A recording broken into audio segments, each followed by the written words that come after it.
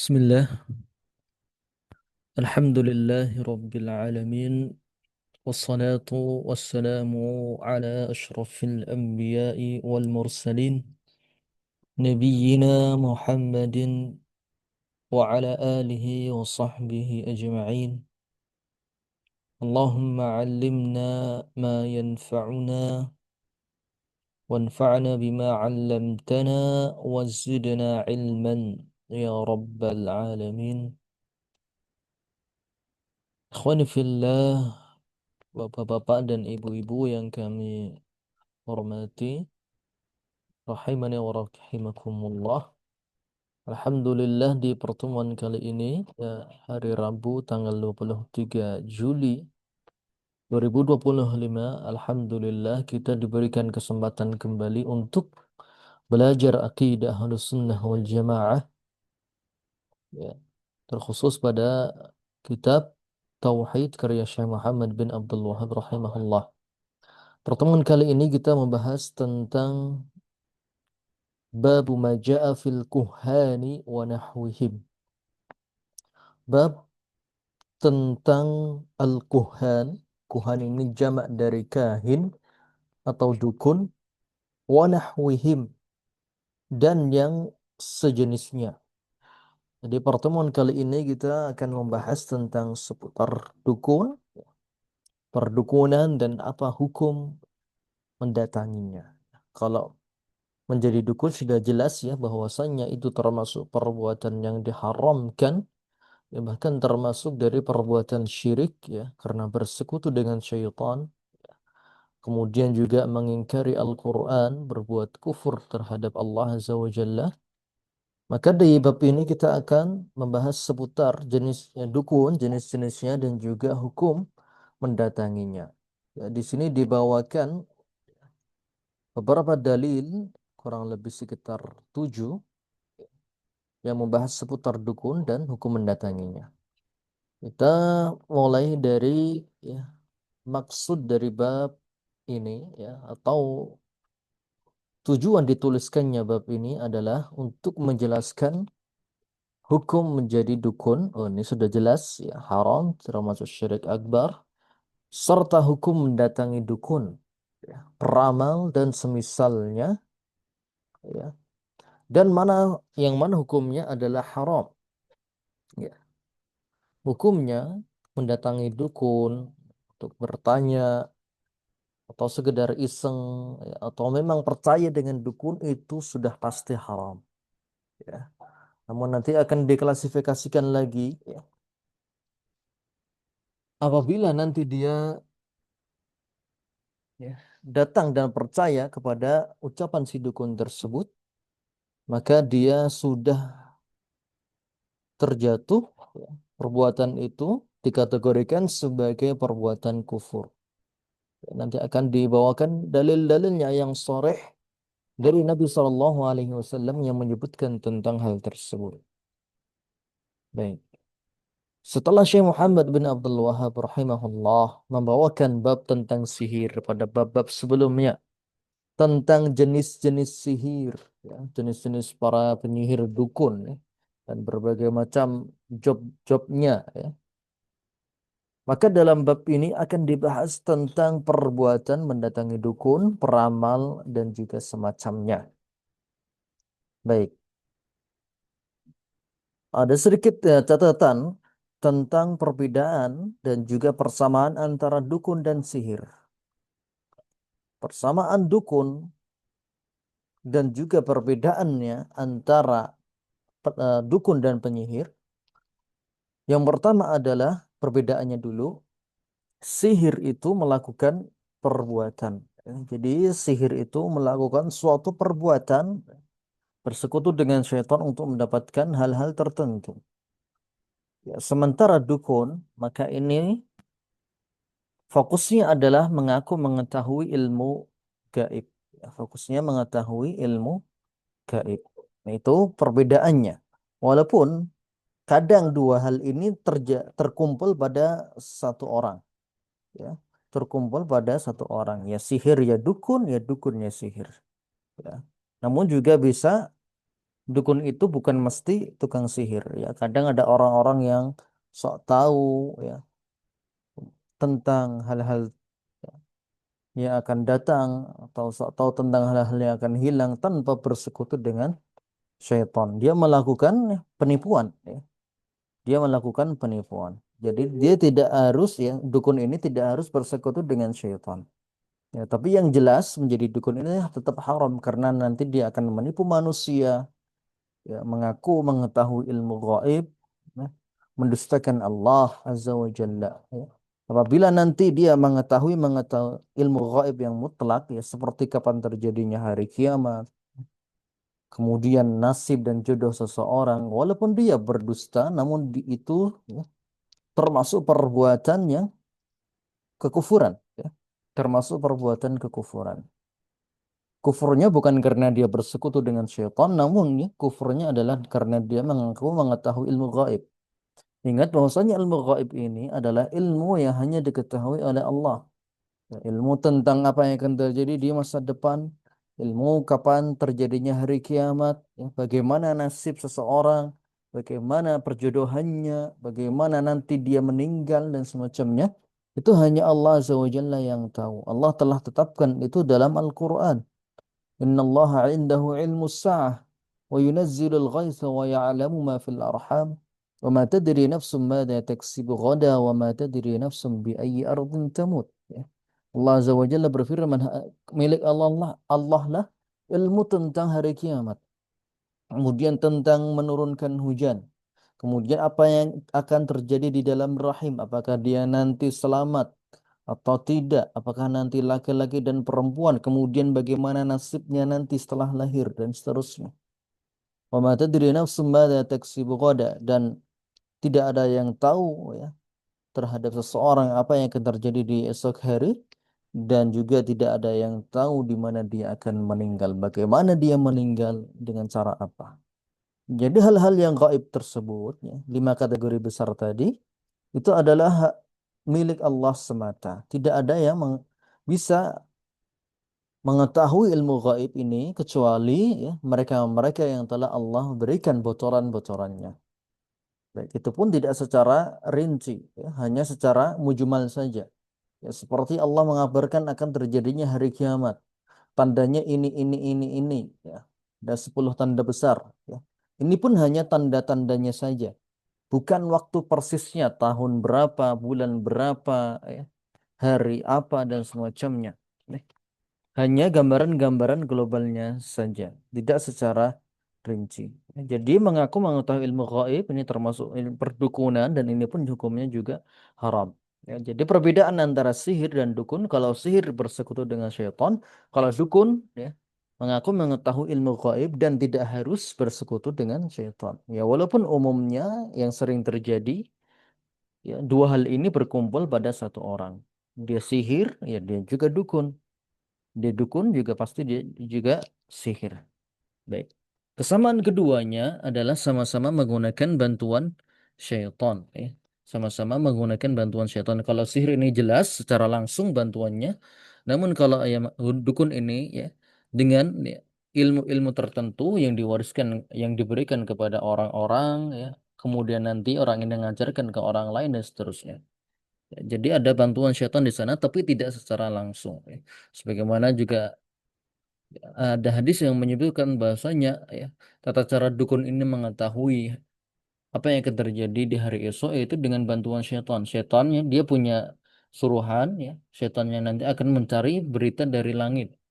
Dia bertumpuk-tumpuk sampai langit kemudian mendengar berita dari langit apa yang akan terjadi di hari esok dan seterusnya. Ya. Itu bantuan syaitan. Ya, bisa bantuan secara langsung ataupun bantuan ya melalui berbagai macam jalur ya. Biasanya nanti ya tukang sihir ini akan membuatkan sebuah buku ya atau menuliskan ya, informasi-informasi tersebut kemudian nanti dia akan ajarkan kepada murid-muridnya. Ya, jadi ada yang langsung berhubungan dengan syaitan ya, dan juga ada yang tidak secara langsung. Baik. Kemudian sisi kesyirikan dalam perdukunan bahwa satu-satunya yang mengetahui ilmu gaib adalah Allah Azza wa Jalla. berdasarkan dalil-dalil yang sharih, yang jelas, baik itu dari Al-Quran maupun dari As-Sunnah. Maka siapa saja yang mengaku mengetahui ilmu gaib, maka dia telah memposisikan dirinya sama dengan Allah. Dan itu merupakan kekufuran serta kesyirikan. Dan syiriknya adalah dalam bab rububiyah Allah. Ya. Allah satu-satunya pencipta, pengatur alam semesta. Ya. Maka kalau dia diposisikan ya, dirinya mengaku juga ilmu gaib, maka dia pun seakan-akan menandingi Allah Azza wa Jalla. Dan siapa saja yang mempercayai bahwasanya dukun bisa mengetahui ilmu gaib, maka dia pun juga telah mendustakan Allah dan juga Rasulullah Sallallahu Alaihi Wasallam. Baik. Kemudian yang kedua, untuk mengaku atau untuk mengetahui ilmu gaib, seorang dukun harus bersekutu dengan syaitan dan melakukan ya, persembahan, ya, melakukan ya, atau memberikan sesajian kepada syaitan. Ya. Dan jelas bahwasanya siapa saja yang menunjukkan ibadah, persembahan, menyembelih untuk selain Allah, maka dia telah melakukan kesyirikan. Walaupun itu nanti akan dibungkus dengan nama-nama yang mungkin terlihat bagus ya, seperti kearifan lokal ya, atau budaya dan semacamnya. Ya mereka bersembunyi di balik nama-nama tersebut. Namun hakikatnya tetap saja itu merupakan kesyirikan ya, karena dia mempersembahkan sesuatu, menundukkan diri kepada penguasa yang mereka yakini ya, penguasa yang mereka yakini di situ menguasai daerah-daerah tertentu ya, penguasa gaib, dan itu pun juga termasuk kesyirikan. Ya. Baik, itulah sisi kesyirikan dalam perdukunan. Kemudian makna kahin, jamaknya kuhan, makna secara bahasanya adalah dukun ya. Kalau kita terjemahkan dalam bahasa Indonesia artinya dukun. Dan definisinya secara lughatan, secara bahasa Arab yaitu mencari tahu hal-hal yang sifatnya gaib. Ya, orang yang mencari tahu akan hal-hal yang sifatnya gaib. Adapun secara syar'i, ya, makna dari kahin adalah orang yang mengaku mengetahui hal-hal gaib yang didapat dari mencuri berita langit dengan bantuan syaitan dari kalangan jin. Dia mengaku mengetahui hal gaib yang didapat dari mencuri berita langit dengan bantuan syaitan dari kalangan jin. Poin berikutnya, selain dukun, ada tiga bentuk perdukunan lain yang dihukumi sama, ya, atau yang ini varian ya, varian dari perdukunan atau macam-macam dukun. Pertama adalah arraf, yaitu orang yang menggunakan media-media yang tidak lazim untuk mengetahui hal-hal gaib, seperti mencari benda-benda yang dicuri atau orang hilang atau benda-benda hilang. Ya. Bahasa kitanya orang pintar ya, orang pintar. Kalau misalnya dia kehilangan sesuatu, datang ke orang pintar, kemudian si orang pintarnya ini ya, kan menggunakan benda-benda tertentu ya, entah itu besi-besi kecil-kecil dan semacamnya yang diukir dengan demikian rupa, kemudian ada mantra-mantranya.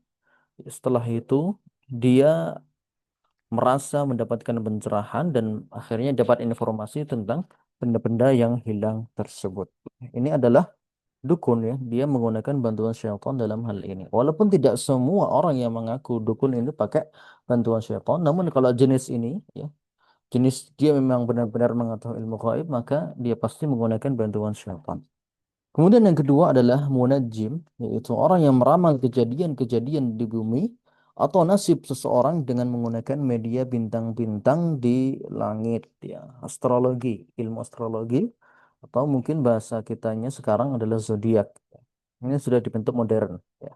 Adapun di zaman dahulu ya, mereka melihat rasi bintang secara langsung, kemudian ditulis, ya, kemudian memasukkan data-datanya, kemudian mereka pun mengaku, oh nanti kamu begini dan semacamnya. Kalau di zaman sekarang lebih mudah, ya, tidak harus datang ke dukunnya, cukup dengan ya, ketik ya, aplikasi ataupun situs-situs tertentu untuk bisa mengetahui ya, informasi berikut. Dan hukumnya juga sama, ya di zaman sekarang ini orang yang iseng ya, download aplikasi tersebut ya atau tanya via media sosial ya seperti yang kemarin sempat ramai di beberapa bulan yang lalu atau tahun kemarin ya. Eh, itu juga merupakan perbuatan-perbuatan yang termasuk kedukunan ya. Walaupun tidak 100% itu benar-benar dengan bantuan syaitan, namun itu membuka celah-celah untuk ya, percaya kepada dukun ya. Misalnya ya untuk membuka aura dan semacamnya atau untuk mengetahui ya nasib-nasib seseorang, jodohnya dan semacamnya. Baik, kemudian yang ketiga adalah romal. Romal yaitu orang yang meramal kejadian atau nasib dengan menggambar garis-garis di atas tanah atau menggunakan media kerikil dan sejenisnya. Ini adalah salah satu dari varian-varian dari dukun. Maka mereka berempat, dukun, arraf, munajim, romal, dan sejenisnya. Ya. Ini hanya sebagian kecil saja ya dari jenis-jenis dukun. Ya. Yang sebenarnya masih sangat banyak sekali, ya, sangat banyak sekali dukun. Karena setiap jin, ya, setiap dukun pasti memiliki ilmunya tersendiri yang tidak dimiliki oleh dukun sebelahnya. Ya. Jadi masing-masing punya karakteristik sendiri, setannya pun juga ya punya kehendaknya sendiri-sendiri, yang minta sajiannya juga lain-lain dan semacamnya. Ya. Jadi dukun itu ada variannya sangat banyak sekali. Yang disebutkan di sini hanyalah sebagiannya saja. Ya. Semuanya memiliki kesamaan mengaku mengetahui ilmu gaib, baik itu kejadian di masa depan, nasib seseorang, ataupun benda-benda hilang dengan bantuan jin. Ya. Hanya saja berbeda pada sarana yang digunakannya. Baik. Adapun memperkirakan terjadinya sesuatu di masa depan dengan menggunakan media-media yang zahir dan ada kaitan sebab musababnya, maka bukan termasuk perdukunan. Ya, ya, jadi yang dikecualikan dari apa namanya mengetahui mengaku mengetahui apa yang akan terjadi di masa depan, ya, contohnya seperti perakiraan cuaca, namun dia menggunakan media-media zohir ya seperti menghitung pergerakan awan, ya, kemudian menghitung ya tanggal peredaran matahari, ya, kemudian juga tanggal dan bulan dan semacamnya, kemudian diperkirakan sehingga hasilnya ya, hari ini akan turun hujan atau hari ini akan mendung dan semacamnya, maka itu bukanlah termasuk perdukunan. Karena sebabnya jelas ya. Alat-alat yang digunakannya pun juga jelas ya, tidak ada unsur-unsur perdukunan tersebut. Ya. Namun juga perlu digarisbawahi bahwasanya ya, perkiraan cuaca ini sesuai dengan judulnya yaitu perkiraan, hanya perkiraan, bukan menentukan secara pasti ya, bukan menentukan secara pasti bahwasanya nanti di sini akan turun hujan ya. Ini hanya sebatas perkiraan saja. Baik. Kemudian poin terpenting dari bab 26 ini adalah hukum bertanya kepada dukun dan sejenisnya. Ini hukum rinciannya. Baik. Jadi ini adalah poin terpenting dari bab ini. Bertanya, ini adalah apa namanya rincian bertanya kepada dukun. Rincian pertama bertanya karena ingin tahu, kepo, hanya sebatas ya, kepo saja ya. Tidak ada maksud untuk bertanya kepada dukun, hanya pengen tahu dia ngomong apa sih, informasinya kayak gimana ya. Maka ini pun hukumnya adalah haram, termasuk dosa besar dan akibatnya sholatnya tidak akan diterima selama 40 hari ya. Jadi walaupun sekedar iseng, sekedar kepo, ini pun hukumnya haram, sholatnya tidak diterima 40 hari. Baik. Kemudian yang kedua, ini tingkatannya yang lebih parah. Bertanya, ya, datang kepada dukun, kemudian bertanya, tanya-tanya, kemudian dan percaya apa yang diucapkan si dukun tersebut, ya, maka ini hukumnya kufur akbar. Ya. Bertanya dan percaya kepada dukun hukumnya adalah kufur akbar karena mendustakan Al-Quran Al-Karim. Ya. Dia percaya apa namanya kepada dukun, mendustakan Al-Quran, ya, percaya kepada sihir dan semacamnya, percaya kepada syaitan, ya, secara tidak langsung, maka itu hukumnya adalah kufur akbar. Kemudian tingkatan yang berikutnya atau jenis yang berikutnya yaitu bertanya untuk menguji si dukun, ya. Untuk menguji si dukun ini, ya. ingin mengetahui kelemahannya si dukun dia. Dia masih dalam taraf belajar ingin membongkar kesesatan dukun. Walaupun dia mungkin belum ahlinya di situ, namun dia ingin menguji si dukun. Hukumnya mubah dengan syarat orang tersebut memiliki ilmu agama dan ilmu yang berkaitan tentangnya. Ya.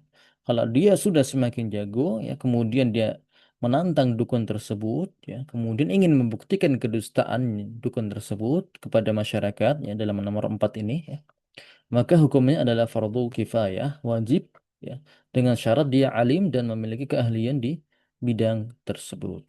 Ya. Ya, kalau nomor 4 ini, dia memang benar-benar expert di bidang tersebut. Memang benar-benar ahli dalam ilmu perdukunan, cara bantahnya, tahu jenis-jenisnya, ya, juga tentang ruqyah syar'iyyah dan semacamnya. Ini sangat dibutuhkan oleh masyarakat, memberikan mereka edukasi, memberikan mereka pemahaman yang benar tentang hal ini. Ya. Bedanya nomor 3 dan 4, ya. Kalau nomor 3 ini baru taraf belajar, ya, baru taraf belajar. Ya. Kalau nomor 4 ini, dia memang benar-benar sudah ahli di bidang ini dan tahu celah-celah untuk membongkar si dukun tersebut. Baik, kita bisa lihat di kesimpulan, ya. Hukum bertanya kepada dukun. Tujuan bertanya yang satu, jika hanya sekedar ingin tahu atau kepo, eh, maka hukumnya haram dan akibatnya sholatnya tidak terima selama 40 hari. Kemudian yang kedua, datang kepada dukun, tanya dan percaya, maka ini hukumnya adalah kufur akbar karena dia mendustakan Al-Quran, percaya kepada syaitan secara tidak langsung, percaya kepada sihir, percaya kepada dukun. Kemudian yang ketiga adalah menguji, ya, dan dia adalah orang yang berilmu di bidang tersebut, ya. Ini hukumnya mubah untuk klarifikasi. Benar nggak sih dia si dukun ini? Apakah ada celah-celahnya dan semacamnya? Kemudian yang keempat, membongkar kepada masyarakat, maka ini adalah orang yang ahli, ya, dalam hal ini hukumnya adalah fardu kifayah. Tujuannya untuk memberikan edukasi kepada masyarakat untuk menolak kebatilan, ya, memberikan mereka pemahaman yang benar tentang akidah. Baik. Kemudian hal-hal yang menjadi ciri khas dukun atau penyihir banyak sekali. Ini hanya sebatas beberapa poinnya saja. Pertama, yang menjadi ciri khas dukun atau penyihir adalah dia jelas menyelisih tata cara ruqyah syar'i. Kalau misalnya dia baca mantra, maka yang dibaca bukanlah ayat Quran, bukanlah hadis-hadis, ya. Yang dia baca adalah gumaman-gumaman atau kata-kata yang tidak bisa dipahami dengan jelas. Kemudian dia membuat buhul, ikatan-ikatan, ya, ada kain di situ, kemudian diisi dengan benda-benda aneh-aneh, diikat, ditiup, ya, dibacakan mantra-mantra. Kemudian ciri yang lain juga menuliskan huruf-huruf Arab dengan pola tertentu, ya, atau membuat rajah-rajah, ya, dalam kertas, kemudian minta untuk disimpan di tempat-tempat tertentu, entah itu di atas pohon atau di atas loteng dan semacamnya. Kemudian melakukan pelet atau guna-guna, menanamkan susuk kepada pasiennya, ya. Kemudian menggunakan ilmu nujum seperti zodiak, meramal membaca telapak tangan pasien, menanyakan nama pasien dan nama ibu kandungnya, mengaku mengetahui ilmu gaib, meminta pasien untuk tidak bertawakal kepada Allah, ya, tidak sholat, ya, kemudian tidak wudhu dan semacamnya.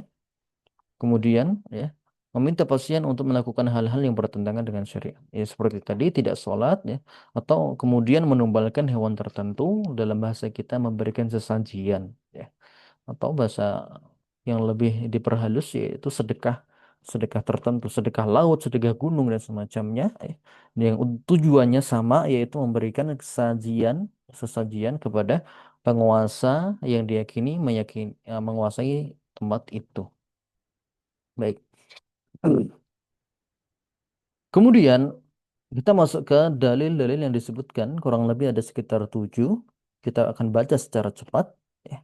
Dalil pertama yang disebutkan dalam bab yaitu sabda Nabi Shallallahu Alaihi Wasallam, ya, dalam hadis Muslim, "Man ata'arrafan fasalahu an syai' fasaddaqahu lam tuqbal lahu salatun arba'ina yawman." Barang siapa yang mendatangi peramal dan menanyakan kepadanya tentang suatu perkara dan dia mempercayainya, maka sholatnya tidak akan diterima selama 40 hari. Baik. Itu dalil pertama.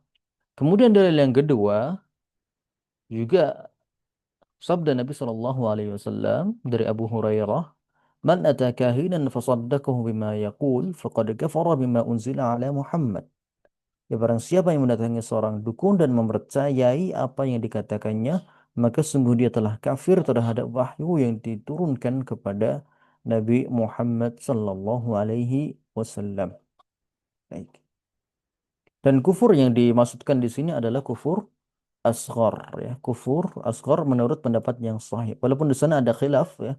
Ada ulama yang mengatakan kufurnya akbar, ada yang mengatakan kufurnya asghar. Namun ya, yang dirajihkan dalam kitab ini, ya, oleh Syekh Muhammad bin Shalih Al-Utsaimin adalah kufur asghar. Ya, berdasarkan hadis sebelumnya yang menyebutkan bahwasanya salat tidak akan diterima selama 40 hari. Ya, selama 40 hari. Kemudian hadis ini mengatakan kafara, kufur. Ya. Maka dari sini Syekh Muhammad bin Shalih Al-Utsaimin mengatakan kufurnya adalah kufur asghar. Kenapa bukan kufur akbar? Kalau kufur akbar, salat yang diterima adalah salat selamanya. Ya. Bukan hanya sebatas 40 hari saja, namun salat seterusnya sampai dia meninggal pun tidak akan diterima selama dia belum bertaubat. Itu jika hukumnya adalah kufur akbar. Maka di sini yang dirajikan oleh Syekh Muhammad bin Shalih Al-Utsaimin adalah kufur asghar. Ya. Namun tentu saja ini merupakan perbuatan yang sangat berbahaya dan wajib untuk segera bertaubat dari hal tersebut. Baik. Kemudian dalil yang ketiga, man ata'arrafan aw kahinan fasaddaqahu bima yaqul faqad kafara bima unzila ala Muhammad. Barang siapa yang mendatangi peramal atau dukun lalu percaya apa yang diucapkannya, maka sungguh ia telah kafir terhadap wahyu yang telah diturunkan kepada Muhammad. Ini adalah dalil yang sama dengan sebelumnya. Baik. Berikutnya dalil keempat adalah hadis Abdullah bin Mas'ud radhiyallahu anhu, ya. Man ata'arrafan aw kahinan fasaddaqahu bima yaqul faqad kafara bima unzila ala Muhammad. Ya. Ini sama dengan hadis yang sebelumnya. Hanya saja di dalil yang keempat ini yang berbicara adalah Abdullah bin Mas'ud secara mauquf. Mauquf artinya perkataan sahabat, ya. Mauquf artinya hadis ini adalah pendapat sahabat dan bukan sabda Nabi secara sharih. Bukan sabda Nabi secara sharih namun adalah pendapat sahabat. Namun perlu digarisbawahi juga pendapat sahabat tentang akidah itu hukumnya adalah marfu. Ya, jadi walaupun statusnya ini pendapat sahabat, namun tidak mungkin sahabat berkata dalam hal akidah berdasarkan akal atau opininya saja. Yang pasti pendapat ini dibangun dari setelah dia belajar atau mengambil ilmu dari Rasulullah Shallallahu Alaihi Wasallam. Ya.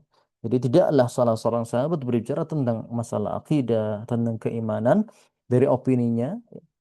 Mereka pasti mengambil dari sumbernya, entah itu Al-Quran ataupun dari hadis Nabi Shallallahu Alaihi Wasallam. Baik. Kemudian dalil yang kelima yang disebutkan dalam bab adalah hadis Imran bin Husain radhiyallahu anhu secara marfu. Marfu artinya adalah Nabi yang mengucapkannya secara langsung. Ya.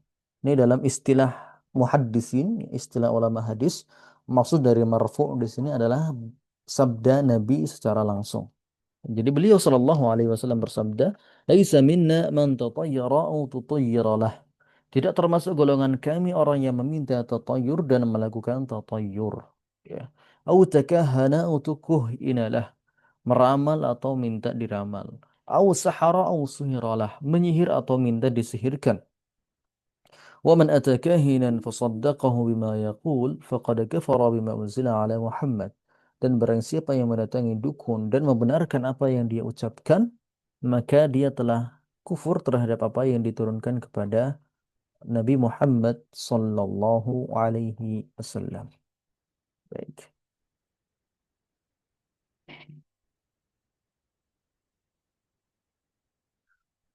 Kemudian dalil yang keenam dan ketujuh kita baca.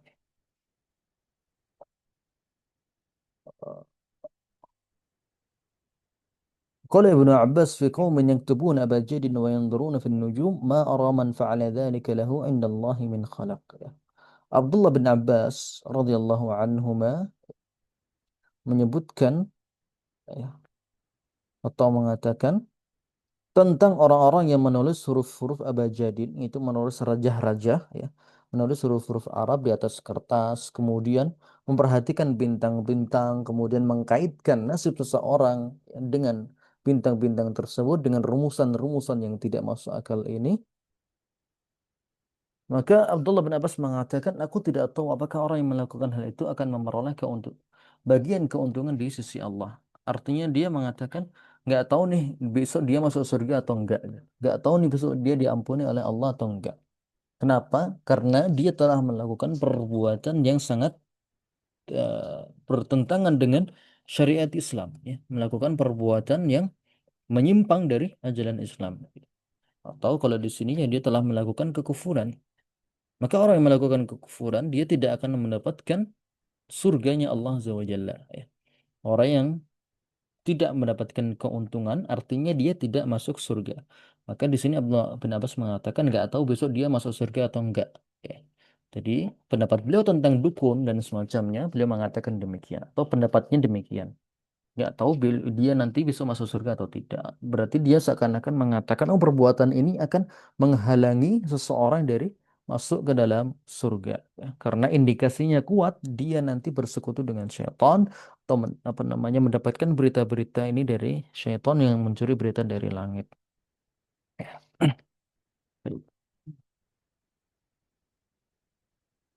Itu bab yang ke-26 ya. Tafadhol nanti silakan dibaca-baca secara detail ya, tentang rincian-rinciannya. Kemudian kita masuk ke satu bab berikutnya yaitu nushrah.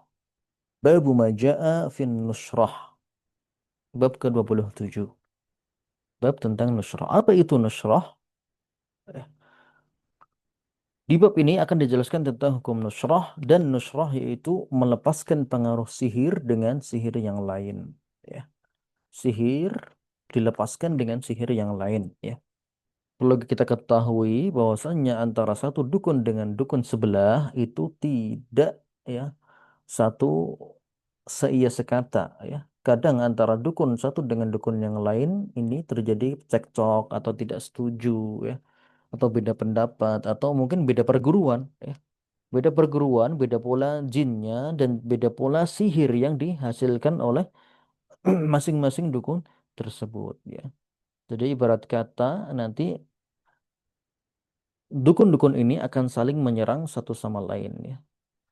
Ada banyak sekali kisah-kisah yang terutama di daerah-daerah terpencil, di kota-kota yang nan jauh di sana, ya, yang jauh dari peradaban. Ya. Sering kita lihat atau sering kita dengar berita apa namanya dukun saling serang antara kampung ini dengan dukun di kampung sebelahnya, ya, saling kirim-kiriman, misalnya bola api dan semacamnya. Ya. Yang mana kisah-kisah itu ya di zaman dahulu sering kita dengarkan. Hanya saja ya, karena kurangnya media di zaman tersebut sehingga bukti-buktinya pun ya belum banyak kita dapatkan. Kalau kulihal kisah tersebut masyhur ya, yang mungkin bahkan masih ada ya, masih ada di zaman sekarang ya, dukun-dukun yang saling menyerang ya antara satu desa dengan desa yang lain. Baik, adapun tentang nusrah, maka ini berarti seorang dukun ya akan menyerang warga biasa ya, membuatnya menjadi kesurupan ya, atau membuatnya terkena guna-guna dan semacamnya. Kemudian keluarga korban ini ya, minta tolong kepada orang pintar, dukun yang lain tentunya, ya, meminta kepada dukun B untuk kemudian minta dilepaskan ya, guna-guna atau pengaruh sihir yang sedang menimpa korban itu. Ya. Jadi melepaskan pengaruh sihir dengan sihir yang lain. Ini adalah nusrah. Ini disebut nusrah. Melepaskan satu pengaruh sihir dengan sihir yang lain. Dukun, ya pengaruh sihir dari dukun A dilepaskan dengan sihir dari dukun B. Baik, jadi si korban ini ya kasihan sekali ya, sudah disihir, kemudian dia pun minta tolongnya kepada dukun, bukan kepada apa namanya ulama atau kepada ustadz, namun meminta tolongnya kepada dukun. Baik, jadi dia double ya, kesialannya double. Kita berlindung kepada Allah supaya tidak terkena hal-hal tersebut. Baik, makna nusyarah secara bahasa artinya menyingkap dan menghilangkan.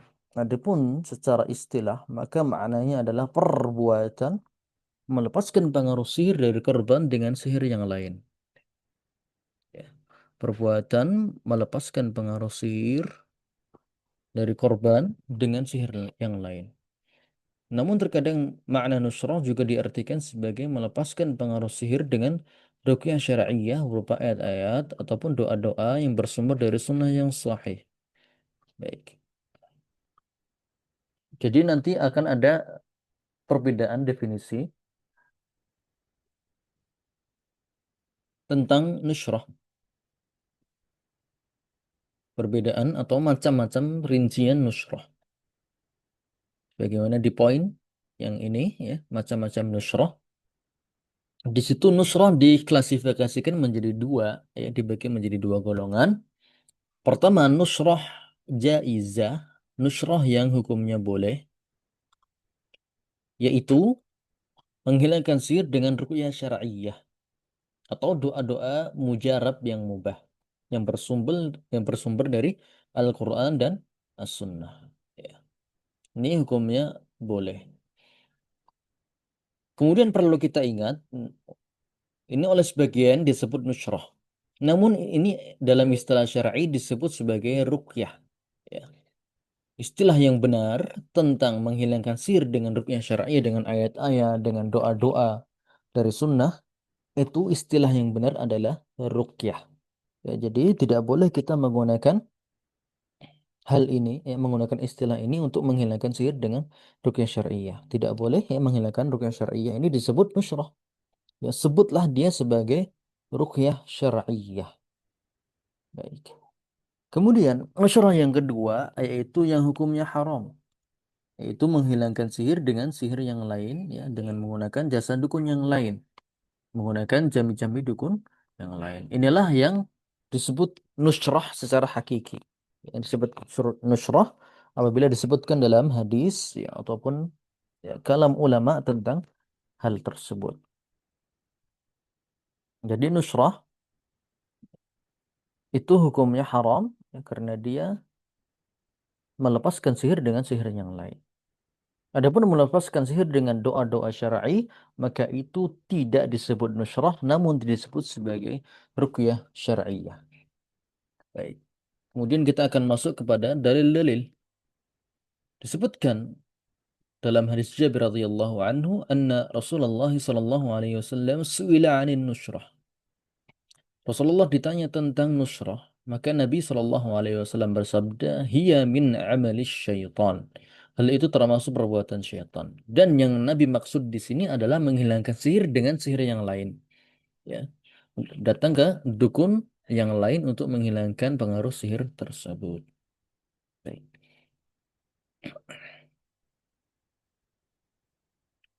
Kemudian dalil yang kedua yang disebutkan dalam bab yaitu hadis Abdullah bin Mas'ud radhiyallahu anhu. Ibnu Mas'ud yakrahu hadza kullah. Ibnu Mas'ud membenci, yakrahu artinya membenci itu semua. Ya. Ibnu Mas'ud adalah ya, salah seorang sahabat ya, yang mulia, ya, termasuk di antara ulamanya para sahabat. Ya. Beliau membenci nusrah dan maksud dari membenci di sini adalah menganggap itu termasuk perbuatan yang haram. Yakrah, memakruhkan. Dan makruh dalam kebiasaan salaf, ya, salaf ini maksudnya adalah para sahabat, ya, ataupun tabi'in. Jadi mereka sering menggunakan istilah makruh ini untuk hal-hal yang haram. Ya. Untuk hal-hal yang haram. Sebagaimana yang disebutkan oleh Ibnu Taimiyah dan juga Ibnu Qayyim dan Imam Syatibi. Ya. Jadi apabila para sahabat, para tabi'in ya, mengatakan perbuatan ini hukumnya makruh. Maksudnya adalah haram, ya. Hanya saja haramnya tidak sampai level mengkafirkan ya, tidak sampai level syirik ya, ataupun nanti kekal di dalam neraka. Ya, jadi ini haram yang sifatnya eh, masih mending lah ya. Dosa haram namun tidak sampai derajat mengkafirkan. Baik. Maka Ibnu Mas'ud yakrah, memakruhkan hal tersebut. Beliau berpandangan bahwasanya ini merupakan dosa besar ya. Walaupun tidak sampai derajat mengkafirkan pelakunya. Baik.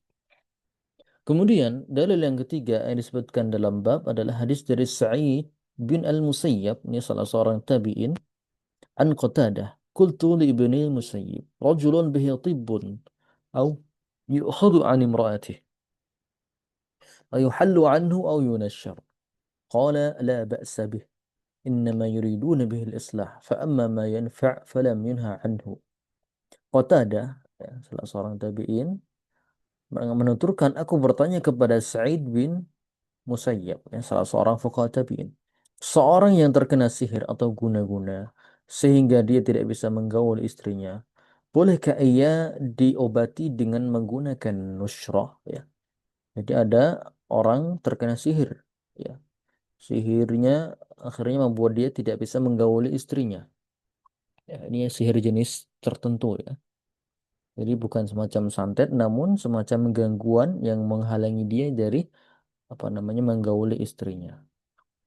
Maka ditanyakan kepada para ulama, boleh nggak orang ini yang kena sihir ini diobati dengan nusrah? Maka kemudian Sa'id bin Al-Musayyab ini mengatakan tidak apa-apa, ya nggak apa-apa, diobati saja. Karena yang mereka inginkan hanyalah kebaikan untuk menolak mudarat. Sedangkan sesuatu yang bermanfaat itu tidaklah dilarang. Baik. Kemudian di bawahnya ada keterangan dan yang dimaksud oleh Sa'id bin Al-Musayyib di sini adalah melepaskan sihir dengan pengaruh ruqyah syar'iyyah. Jadi maksud dari nusrah di atas ini ya, au yunasyar, apakah boleh digunakan nusrah untuk korban ini? Maksudnya adalah dibacakan ruqyah syar'iyyah, dibacakan ayat-ayat Quran, dibacakan doa-doa ya. Boleh nggak gitu? Maka Sa'id bin Musayyib mengatakan boleh, boleh ya. Jadi orang yang kena sihir ya atau kena penyakit, dia dianjurkan untuk melepaskannya dengan ruqyah yang syar'iyyah. Ya. Baik, ya dia meruqyah diri sendiri. Kalau nggak bisa, maka dia bisa minta tolong kepada orang lain. Baik. Kemudian dalil yang keempat yang disebutkan dalam bab adalah hadis Al-Hasan Al-Basri. Ini seorang tabi'in juga ya, termasuk di antara ulama tabi'in. La yahullu sihra illa sahir. Tidak ada yang melepaskan pengaruh sihir dengan cara yang tidak syar'i kecuali tukang sihir pula. Ya, dalam kurung ini perlu di blok ya, perlu di garis bawahi. La yahullu sihra illa sahir. Tidak ada yang melepaskan pengaruh sihir dengan sihir yang sejenisnya, ya, kecuali dia pasti tukang sihir pula. Ya. Dalam riwayat Ibnu Abi Syaibah dengan sanad yang hasan dari Al-Hakam bin Atiyah, dia berkata, Hasan Al-Basri pernah ditanya tentang hukum nusrah, ya, melepaskan sihir dengan sihir. Maka beliau berkata, itu adalah sihir. Maka ini merupakan jawaban dari hukum nusrah. Sehingga bisa disimpulkan bahwasanya melepaskan pengaruh sihir lain ya, termasuk perbuatan sihir dan perbuatan kufur yang diharamkan dalam Islam. Baik. Ya, jadi kita bisa tarik kesimpulan atau nusrah melepaskan sihir dengan sihir maka ini hukumnya haram. Kemudian yang kedua, nusrah dengan ruqyah ya, ini boleh dan disyariatkan. Namun istilah yang selayaknya adalah ruqyah syar'iyyah. Penyebutan nusrah untuk ayat-ayat Al-Quran ini harusnya menggunakan lafaz ruqyah syar'iyyah. Baik. Itulah perbedaan antara keduanya. Kemudian Bagaimana membantah pendapat yang mengatakan bahwasanya sihir bisa dihilangkan dengan sihir yang lain? Mungkin sebagian orang ya mengatakan ini sihir bisa dihilangkan dengan sihir yang lain. Karena memang satu dukun dengan dukun yang lain itu kadang tidak akur, kadang saling menyerang. Maka pengaruhnya pun juga bisa ya saling serang gitu kan. Pengaruh penyakitnya itu pun juga bisa dihilangkan dengan dukun yang lain. Boleh kan berarti? Atau boleh nggak hal tersebut? Ya. Maka jawabannya adalah tidak boleh. Alasannya, perbuatan tersebut menyelisihi Al-Quran dan Sunnah dan juga pendapat sahabat. Ya, jadi para ulama, para salaf ya, dalam menghilangkan sihir itu tidaklah dengan sihir yang lain, namun dengan ayat-ayat Al-Quran ya, ataupun dengan menggunakan doa-doa yang diajarkan oleh Nabi Shallallahu Alaihi Wasallam. Kemudian alasan berikutnya perbuatan itu merupakan bentuk melemahkan pengobatan dengan Al-Quran dan doa-doa yang telah diajarkan oleh Nabi Shallallahu Alaihi Wasallam. Ya. Akhirnya dia nanti melupakan Al-Quran, melupakan kemu'jizatan Al-Quran, kemudian juga merupakan doa-doa dari Nabi Shallallahu Alaihi Wasallam. Alasan yang berikutnya, perbuatan tersebut bisa menguatkan sihir dan penyihirnya. Ya. Misalnya sihir A nggak laku, namun akhirnya dia nanti akan datang ke apa namanya dukun B, ke si dukun B ini yang nantinya akan naik daun dan membuat si dukun B tersebut memiliki kedudukan di tengah-tengah manusia. Alasan berikutnya, perbuatan tersebut juga merupakan bentuk berpaling dari sesuatu yang hakul yakin, sesuatu yang benar-benar mujarab, yaitu kebenaran Al-Quran kepada dugaan-dugaan ya kepada khurafat, ya. Dugaan-dugaan yang lemah yaitu sihir ya, dan juga produk-produk mereka. Kemudian alasan berikutnya, untuk mendapatkan bantuan syaitan, seorang harus menumbalkan sesuatu kepada syaitan. Ya. Walaupun yang menumbalkan ini nanti si dukun, ya, bukan pasiennya. Namun hanya tentu saja itu berarti dia berta'awun alal ismi wal udwan, ya, apa namanya tolong menolong dalam keburukan, dalam kesyirikan, dan itu jelas hukumnya haram. Alasan berikutnya kenapa nusyra ini nggak boleh ya. Jika seorang yang disihir bersabar, maka balasannya adalah surga, sebagaimana disebutkan oleh Nabi Shallallahu Alaihi Wasallam. Ya, jadi ada salah seorang sahabat yang terkena guna-guna, ya. Kemudian dia minta doa datang kepada Nabi supaya didoakan kesembuhan. Nabi memberikan dua opsi. Kalau mau saya doakan sembuh, kalau kamu mau bersabar, maka insya Allah surga. Maka kemudian orang tersebut pun lebih memilih untuk surga. Ada juga sahabat yang datang juga kena sihir, kemudian Nabi pun mendoakannya dan dia pun sembuh. Ya. Baik, jadi begitu. Kemudian alasan yang ketujuh, menghilangkan sihir dengan sihir hanya akan menambah dampak buruk bagi korbannya. Ya, jadi dia keluar dari mulut singa masuk mulut buaya. Kemudian yang kedelapan, Nabi Shallallahu Alaihi Wasallam pernah disihir ya, oleh orang-orang Yahudi, ya, orang Yahudi yang benci sama beliau, beliau kirim sihir. Ya, dikirimkan sihir kepada beliau Shallallahu Alaihi Wasallam. Namun beliau tidak melepaskannya dengan sihir yang lain, ya, melainkan dengan ruqyah syar'iyah, ya, melainkan dengan ruqyah syar'iyah. Baik. Kemudian di sini ada lampiran beberapa ayat-ayat ruqyah dari Al-Quran Al-Karim, ya, kemudian juga dari hadis yang dari Nabi Shallallahu Alaihi Wasallam. Ya, jadi ketika kita ingin meruqyah, ada orang kesurupan, ada orang kena sihir, ya, maka bacakanlah kepadanya ayat-ayat Al-Quran. Yang termudah yaitu surat Al-Fatihah. Dan ini insya Allah hampir semua umat Islam hafal ya.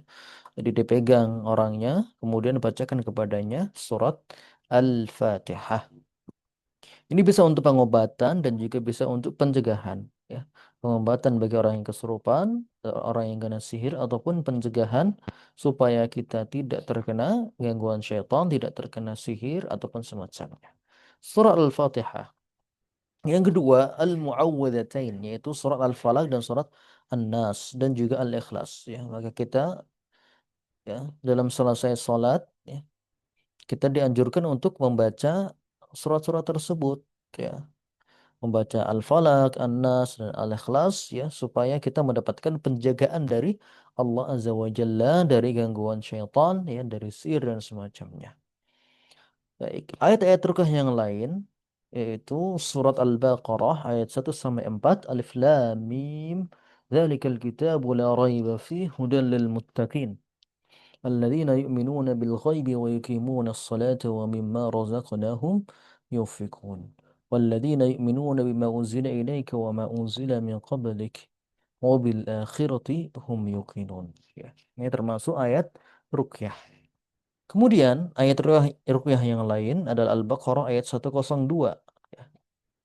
Itu firman Allah Azza wa Jalla, "Wattaba'u ma tatlu asyayatin ala mulki Sulaiman, wa ma kafara Sulaiman walakinna asyayatin kafaru yu'allimuna an-nasa as-sihr, wa ma unzila 'ala al-malakaini bi Babil Harut wa Marut, wa ma yu'allimani min ahadin hatta yaqula innama nahnu fitnatun fala takfur." فيتعلمون منهما ما يفرقون به بين المرء وزوجه وما هم بضارين به من أحد إلا بإذن الله فيتعلمون ما يضرهم ولا ينفعهم ولقد علموا ولمن اشتراه ما له في الآخرة من خلق ولبئس ما شروا به أنفسهم لو كانوا يعلمون. Kemudian yang lebih mujarab lagi yang sering kita baca dan mayoritas kaum muslimin juga hafal yaitu surat Al-Baqarah 225 ayat kursi. الله لا إله إلا هو الحي القيوم لا تأخذه سنة ولا نوم له ما في السماوات وما في الأرض من ذا الذي يشفع عنده إلا بإذنه يعلم ما بين أيديهم وما خلفهم ولا يحيطون بشيء من علمه إلا بما شاء وسع كرسيه السماوات والأرض ولا يؤوده حفظهما وهو العلي العظيم. Kemudian juga bisa ditambahkan dengan Ali Imran, Qulillahumma malikal mulki tu'til mulka man tasha' wa tanzi'ul mulka mimman tasha' wa tu'izzu man tasha' wa tudhillu man tasha' biyadikal khair innaka ala kulli syai'in qadir. تولج الليل في النهار وتولج النهار في الليل وتخرج الحي من الميت وتخرج الميت من الحي وترزق من تشاء بغير حساب. Ya, kemudian ayat yang lain wa iyyam saskallahu bi dhurrin fala kashifa lahu illa hu wa ayyuridka bi khairin fala radda li fadlihi yusibu bihi man yasha'u min ibadihi wa huwal ghafurur rahim. Dan juga masih banyak ya doa-doa dari Nabi Shallallahu alaihi wasallam ya seperti أعوذ بكلمات الله التامة التي لا يجاوزهن بر ولا فاجر بأسماء الله الحسنى ما علمت منها وما لم أعلم من شر ما خلق وضرأ وبرأ ومن شر ما ينزل من السماء ومن شر ما يعرج فيها ومن شر ما طرأ في الأرض ومن شر ما يخرج منها ومن شر فتن الليل والنهار ومن شر طوارق الليل إلا طارقا يطرق بخير يا رحمن بسم الله لا يضر مع اسمه شيء في الأرض ولا في السماء وهو السميع العليم dan seterusnya dari doa-doa yang lain ya. Doa yang paling populer juga a'udzu bikalimatillahi tammati min syarri ma khalaq ya. Kemudian bismillahi arqika min kulli syai'in yu'dhika min syarri kulli nafsin aw 'ainin hasid Allahu yashfika bismillahi arqika dan seterusnya dari doa-doa yang lain. Masih banyak doa-doa yang lain, namun ini insya Allah sudah cukup ya untuk bisa meruqyah atau membentengi diri dari gangguan syaitan. Ya. Dan dianjurkan ya untuk yang paling sering diulang yaitu ayat kursi, kemudian juga Al-Falaq, An-Nas, dan Al-Ikhlas itu dianjurkan dibaca setiap kali sholatnya. Setiap kali selesai sholat dibaca dan janji Allah kepada orang yang bacanya dia akan diberikan penjagaan hingga ya, waktu yang Allah Ta'ala kendaki. Ya. Jadi semakin sering kita perbarui penjagaan tersebut maka insya Allah ya Allah pun juga akan sering-sering menjaga kita dari keburukan-keburukan ya terutama keburukan yang diakibatkan oleh syaitan. Wallahu ta'ala a'lamu bissawab. Baik sampai sini. Insyaallah kajian kita. Silahkan nanti dibaca-baca kembali. Ya. baik itu yang berupa modulnya ataupun ringkasannya. Ya, insya Allah di sana banyak sekali ilmu-ilmu yang bermanfaat untuk kita semuanya. Baik, kita tutup dengan doa kafaratul majlis. Subhanakallahumma wa bihamdika asyhadu an la ilaha illa anta astaghfiruka wa atubu ilaik. Assalamualaikum warahmatullahi wabarakatuh.